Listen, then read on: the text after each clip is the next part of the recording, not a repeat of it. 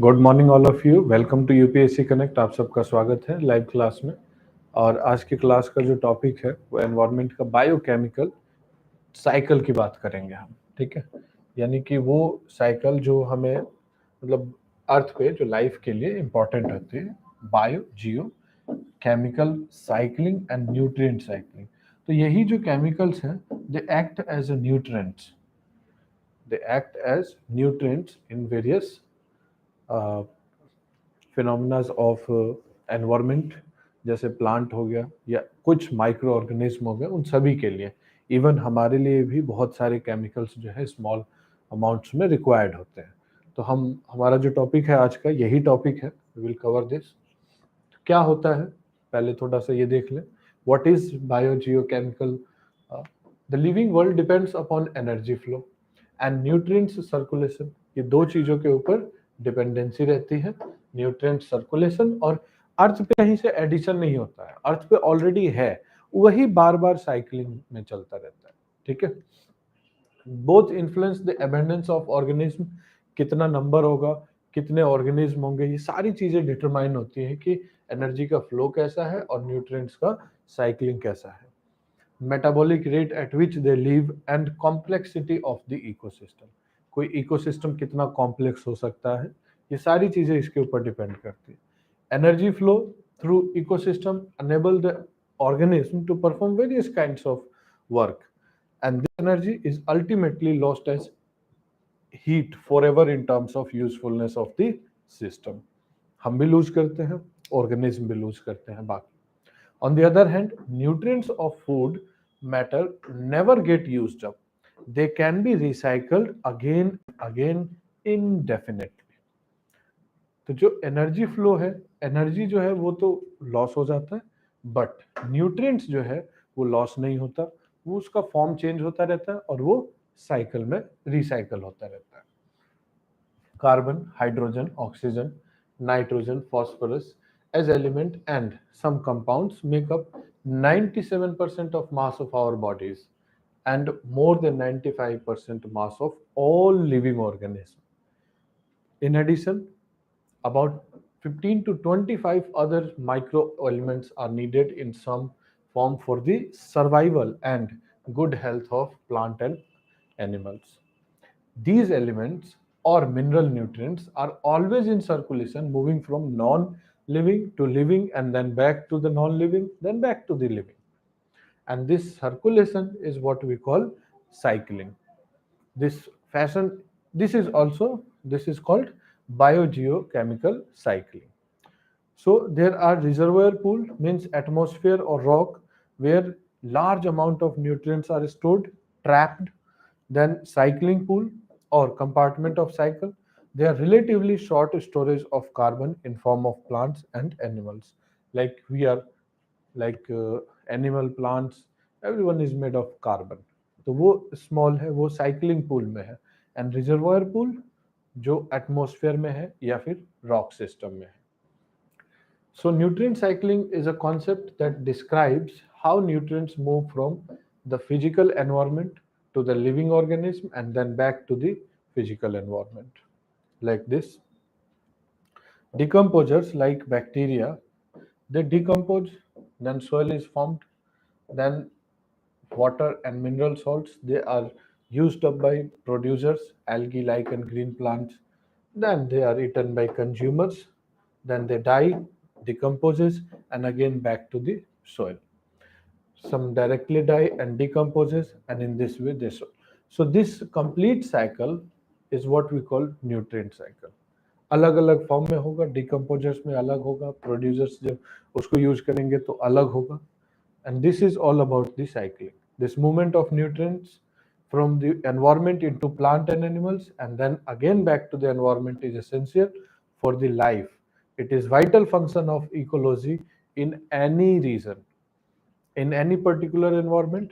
To maintain its organism a sustained manner, the nutrient cycle must be kept in balance. इनमें से कोई भी चीज डिसबैलेंस होगी, कंज्यूमर्स कम हुए तो यहाँ से यहाँ तक पहुँचने का रास्ता लो हो जाएगा। ठीक, तो सारे जितने भी एस्पेक्ट्स हैं साइकिल में वो सब इम्पोर्टेंट है। It is typically studied in terms of specific nutrients like carbon cycle, oxygen cycle, hydrogen cycle etcetera. तो एक स्पेसिफिक एलिमेंट को पर्टिकुलर पर्टिकुलरली उसी को हम स्टडी करते हैं जब हम न्यूट्रिएंट साइकिल में करते हैं।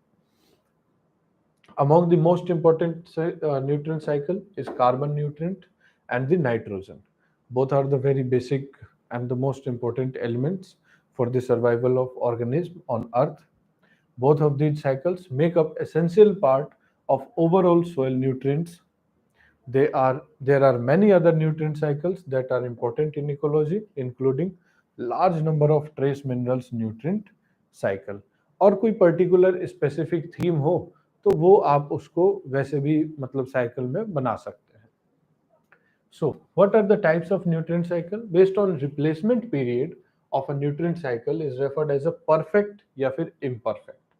Perfect is one in which nutrients are replaced as fast as they are utilized. तो अगर जितना यूटिलाइज हो रहा है जिस स्पीड से जिस पेस से उसी पेस से अगर वापस से रिगेन हो रहा है, that is a perfect cycle. In contrast sedimentary cycles are considered relatively imperfect as some nutrients are lost from the cycle and get locked into sediments and so become unavailable for immediate cycling. तो दो term आपको ध्यान रखने हैं।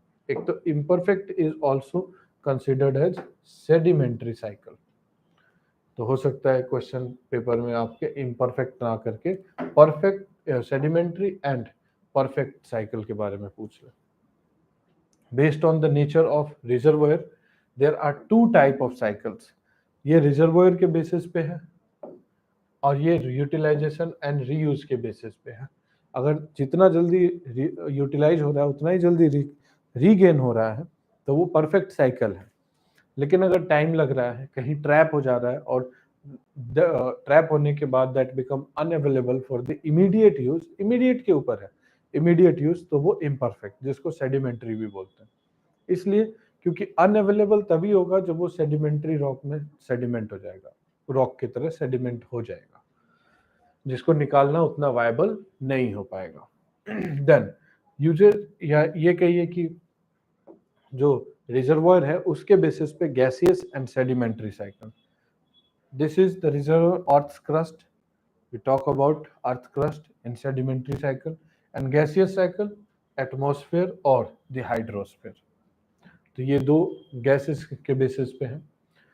Hydrologic या फिर आप ये कह लो water cycle is an important ecological factor that determines the structure and function of an ecosystem. Cycling of all other nutrients is also dependent upon water as it provides their transportation during the various steps.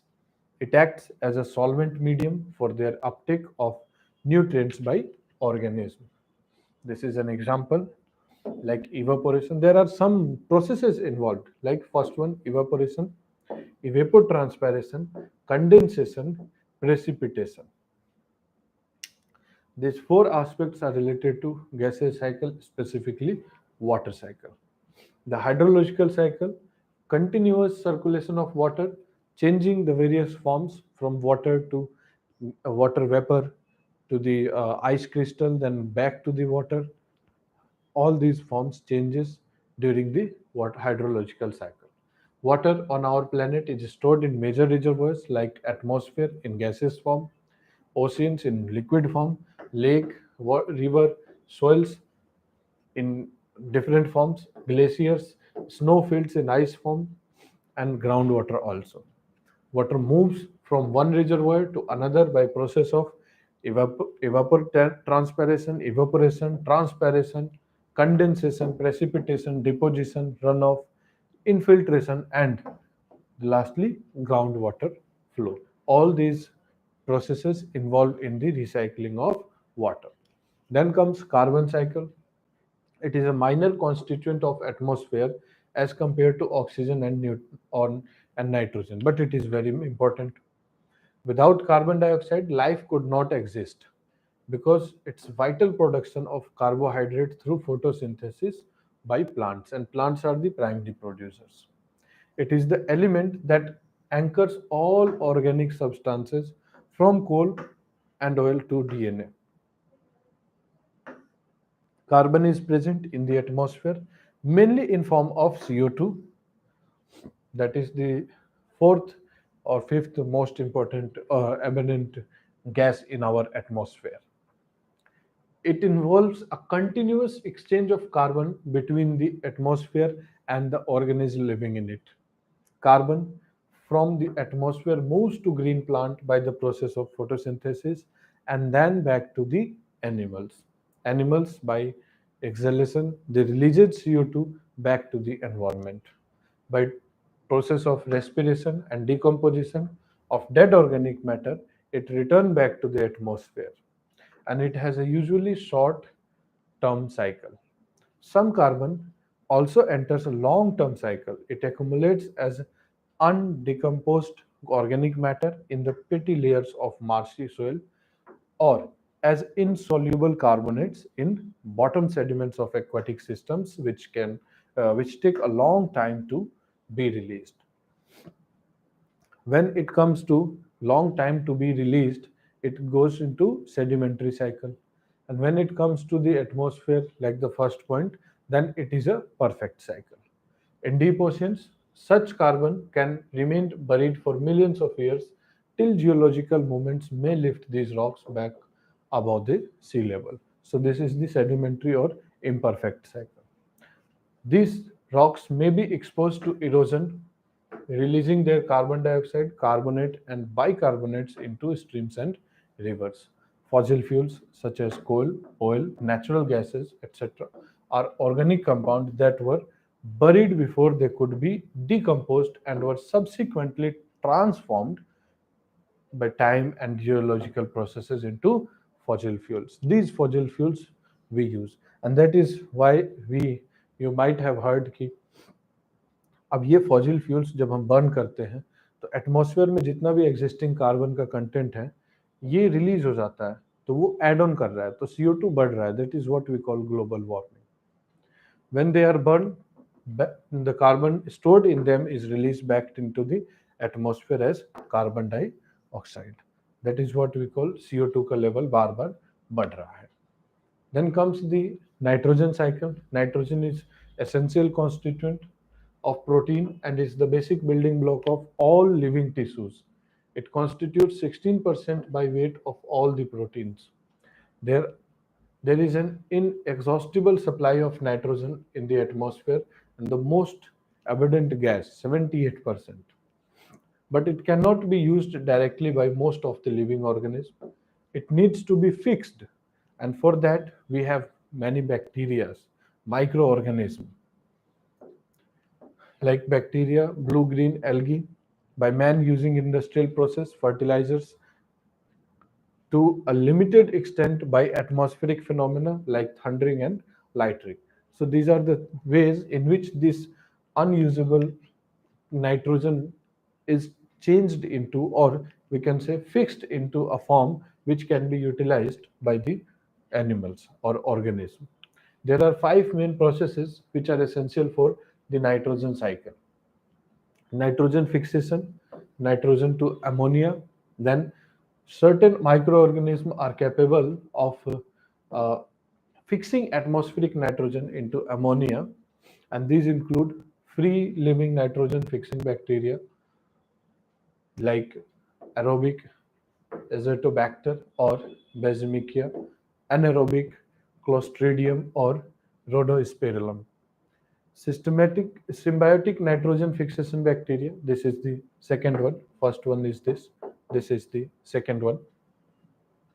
Like rhizobium, living in association with leguminous plants like pea or uh, any type of pea or green gram. Okay, or some non-leguminous roots nodules of plants also. There are some cyanobacteria, major source of nitrogen fixation in oceans, like blue-green algae. This will be the third one. Okay, like nostoc, annabella, and spirulina. So these are the bacteria which fix nitrogen into a usable form at different domains, like these one in oceans, then these one in plants. Okay, so what is nitrification? I mean, nitrogen to ammonia we have already fixed. Now here comes ammonia to nitrates. So nitrification is when the ammonia is changed into nitrate. Nitrate is a form which is used by the plants. Ammonium ions can be directly taken up as a source of nitrogen by some plants, or oxidized to nitrates by two group of specialized bacteria. First one, nitrosomonas bacteria, promote transformation of ammonia into nitrate, and the nitrate is then further transformed into nitrates by bacteria Nitrobacter. So these two bacteria fix the ammonia into nitrates, which is directly used by plants. These steps are called nitrification. These nitrifying bacteria are chemoautotrophs. The nitrates thus formed is absorbed by the plants and is transported to the leaf, which is further used by the various animals, and then it backs to the animals. And when the animals releases the waste or oxygen, carbon dioxide, that is finally return of the carbon dioxide nitrogen into the oxygen atmosphere. Sorry. These then go through the higher trophic level of the ecosystem, and when all these organisms decomposes, the nitrogen comes back to the atmosphere again. There is another process which we call ammonification. Urea, uric acid to ammonia is ammonification. Firstly, we studied nitrification, changing of ammonia into nitrates, and now urea, uric acid, because these are the waste products by the organism. Living organism produces nitrogenous waste products such as urea and uric acid. These are organic nitrogen. These waste products, as well as the dead remains of organism, are converted back into inorganic ammonia and ammonium ions by the bacteria. This process is called ammonification. All these are very important when we talk about the nitrogen cycle. Then denitrification. Denitrification, like nitrification, is ammonia to nitrate. Again, denitrification is nitrate to nitrogen. Nitrate present in the soil is reduced by nitrogen to nitrogen by the process of denitrification. In the soil as well as ocean, there are special identifying denitrifying bacteria like Pseudomonas and Theobacillus. They convert the nitrates or nitrites to elemental nitrogen, and thus it makes the cycle complete. The periodic thunderstorm converts the gaseous nitrogen in the atmosphere to ammonia and nitrates, which eventually reach to the Earth's surface through precipitation and then into the soil to be utilized by the plants. This is also again denitrified by the bacteria. Atmospheric nitrogen, here is a uh, visual representation, like you can see these are used by the plant roots, then some directly ammonium NH4, then this is nitrification, when we change ammonia into nitrates, and then nitrates into nitrates again, it is used by changed by nitrobacter, and then again this complete cycle is returned. These are the plants used by this one also. These are decomposed again and mixes in the atmosphere. So we have learned how the nitrogen cycle works. Now come to the sedimentary cycle. We know sedimentary cycle is imperfect cycle. Okay. Phosphorus, calcium, and magnesium circulates by the mean of circulatory or imperfect cycle. The element involved in the sedimentary cycle normally does not cycle through the atmosphere but follows a basic pattern of flow through the erosion, sedimentation, mountain building, volcanic activity, and biological transportation through the excreta of marine bird. There are different types of sedimentary cycle like phosphorus, sulfur. These two are the most important. So let's understand the phosphorus cycle first. It is a central role in aquatic ecosystem and water quality. Unlike carbon, nitrogen, which come primarily from the atmosphere, the phosphorus occurs in large amount as a mineral in phosphate rocks. Basically, it occurs in rocks and enters the cycle from the erosion and mining activities. This is the nutrient considered to be the main cause of excessive growth of rooted and free floating microscopic यानी कि phytoplankton in the lakes when we talk about eutrophication. So whenever there is a eutrophication in a lake, we have to clearly conclude that there is an excess of phosphorus in that lake. The main storage of phosphorus is in the crust because it is in the phosphate rock from where we procure the phosphorus. On land, phosphorus is usually come from the phosphate. In the ocean, phosphorus accumulates on continental shelves in the form of insoluble deposits, again in the form of rock. After millions of years, this crustal plane rise from the seafloor and expose these phosphates on land. Then we mine and then we procure. After more time, weathering will release them from the rock and the cycle's geochemical phase begins again. Then comes to sulfur cycle.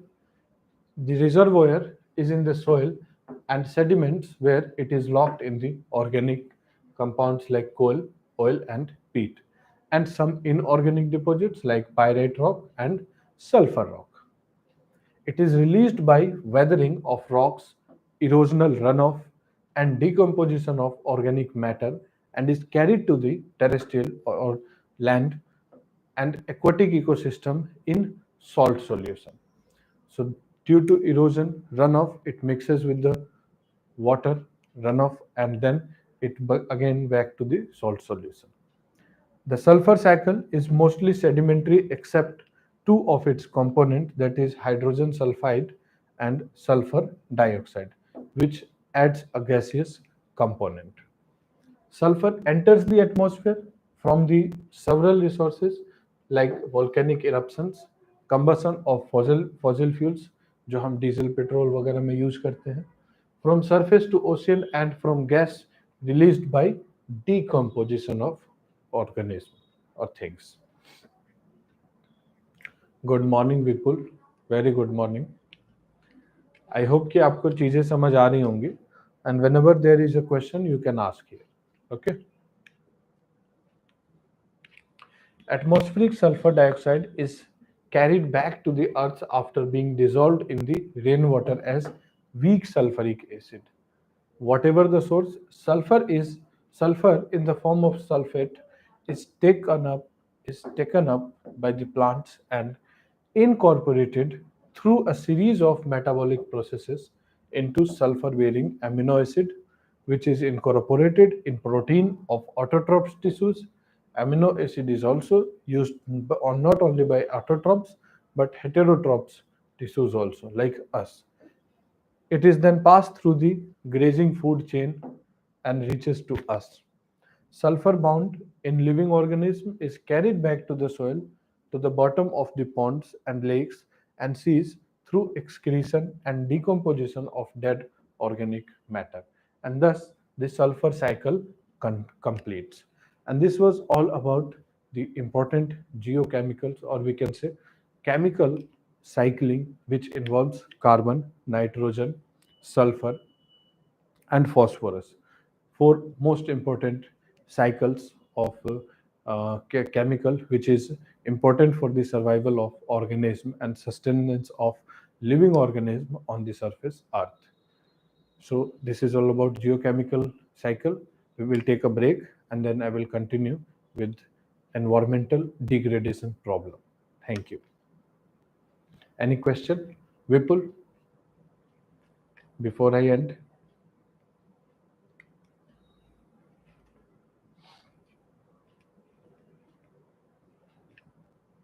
No. Okay, so since there is no question, I would end this session. Thank you.